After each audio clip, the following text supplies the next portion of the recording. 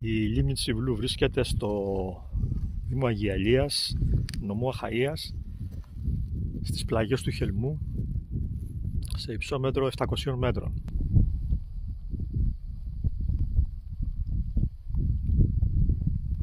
Δημιουργήθηκε στις 24 Μαρτίου του 1913, ύστερα από μια κατολίσθηση που έφτιαξε την κήτη του ποταμού Κράθη.